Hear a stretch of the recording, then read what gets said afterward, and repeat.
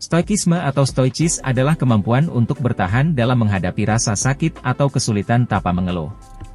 Ini adalah sebuah aliran filsafat kuno yang berasal dari Yunani dan berkembang selama periode Helenistik, yang mencakup periode sejarah Mediterania dari 323 SM, setelah kematian Alexander Agung, hingga 31 SM, saat Yunani mengalami kemunduran dan munculnya Kekaisaran Romawi.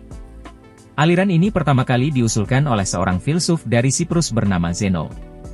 Zeno melakukan perjalanan dari Phoenicia ke Piraeus dengan kapal melintasi Laut Mediterania. Ia adalah seorang pedagang kaya yang membawa pewarna tekstil ungu khas dari Phoenicia yang sangat berharga. Pewarna tersebut digunakan untuk mewarnai jubah para raja. Sayangnya, kapal Zeno tenggelam dan semua barang yang ada di dalamnya hilang. Ia lantas terdampar di Athena tanpa harta apapun. Ia menjadi seseorang yang tidak dikenal di tempat asing. Suatu hari, Zeno memasuki sebuah toko buku dan mulai mencari informasi tentang ajaran filsuf di Athena. Dari situlah, Zeno mulai mempelajari berbagai bidang ilmu. Akhirnya, ia mengembangkan filosofinya sendiri dan sering mengajar di sebuah teras berpilar yang dalam bahasa Yunani disebut Stoa. Menariknya, dalam budaya Yunani kuno, sekolah filsafat sering dinamai berdasarkan tempat di mana para filsuf bertemu. Sejak itu, para pengikutnya disebut sebagai kaum Stoa. Ajaran ini kemudian dikembangkan oleh filsuf terkenal lainnya, seperti Seneca, Epictetus, dan Marcus Aurelius.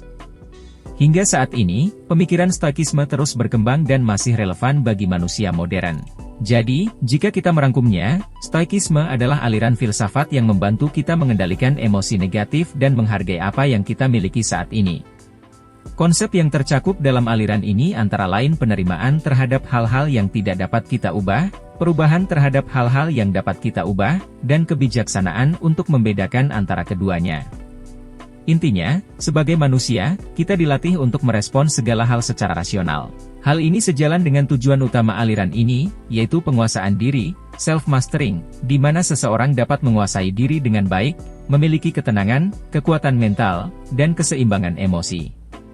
Dalam stoikisme, hidup didefinisikan dalam dua dimensi.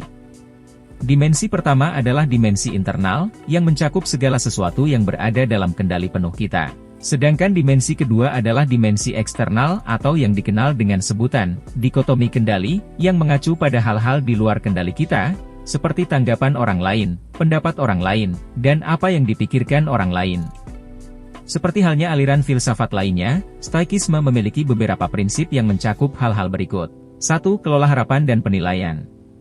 Sebagai manusia, memiliki harapan yang tinggi adalah hal yang wajar. Namun, menjadi tidak realistis jika harapan kita tidak sejalan dengan kemampuan yang dimiliki. Hal ini dapat menyebabkan ketidakrealistisan dan ketidakpuasan. Terkadang, harapan yang terlalu tinggi ini tidak hanya berhubungan dengan diri sendiri, tetapi juga dengan orang lain.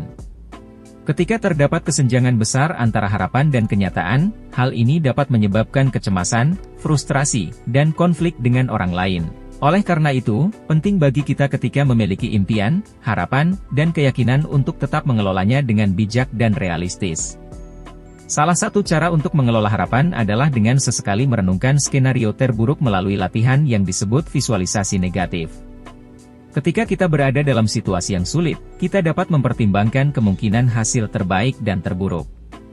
Dengan melakukan ini, kita akan mulai mempersiapkan diri untuk menghadapi tantangan dan perubahan dalam hidup.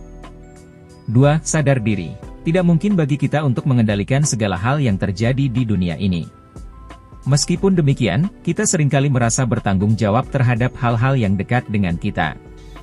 Misalnya, ketika seorang teman tidak memiliki pekerjaan, kita mungkin merasa perlu menawarkan lowongan pekerjaan kepadanya. Namun, jika teman tersebut menolak, kita menjadi merasa sakit hati. Jika kita terus menghabiskan energi dan upaya untuk mengubah orang lain atau situasi yang berada di luar kendali kita, inilah saatnya untuk mengingat prinsip ini. Kita perlu menyadari bahwa ada banyak aspek dalam kehidupan yang tidak dapat kita pengaruhi atau kendalikan. Namun, ada banyak hal yang dapat kita ubah, seperti pikiran kita, kebiasaan kita, dan tindakan kita sendiri. 3. Pahami arti keseimbangan batin dan praktikkan. Keseimbangan batin merupakan aspek penting dalam konsep stoikisme, di mana ketenangan menjadi pusat dari filsafat Stoa itu sendiri. Manusia memiliki kecenderungan untuk berperang dengan pikiran-pikiran yang muncul kapanpun, terpicu oleh rasa terancam terhadap lingkungan sekitar. Pikiran yang dipengaruhi oleh lingkungan dapat mengganggu keseimbangan emosi kita, sehingga kita merespons secara instan dan intens. Terkadang, pikiran yang tidak seimbang dapat membuat kita bereaksi berlebihan terhadap situasi, menjadikan kita terperangkap dalam masalah yang lebih buruk daripada sebelumnya. Namun, melalui latihan, kita dapat belajar mengendalikan mekanisme kontrol pikiran kita untuk menjaga keseimbangan, daripada membiarkan pikiran tersebut memengaruhi sikap kita. 4. Berdamai dengan emosi. Seberapa sering kita merasa gelisah atau terganggu oleh sesuatu tanpa bisa benar-benar mengungkapkan alasannya secara jelas? Mungkin lebih sering daripada yang kita sadari.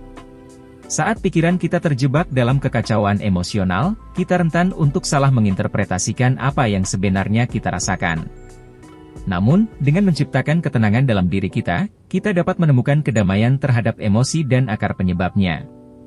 Dengan demikian, kita akan lebih mampu menghadapi situasi dengan cara yang tepat dan bijaksana. 5. Hidup serasi dengan alam. Stoikisme kuno merupakan sebuah filsafat yang memiliki dimensi metafisik dan spiritual, karena kaum Stoik sangat berkomitmen untuk memahami sifat alam semesta dan belajar bagaimana berinteraksi dengan pengetahuan tentang alam semesta tersebut.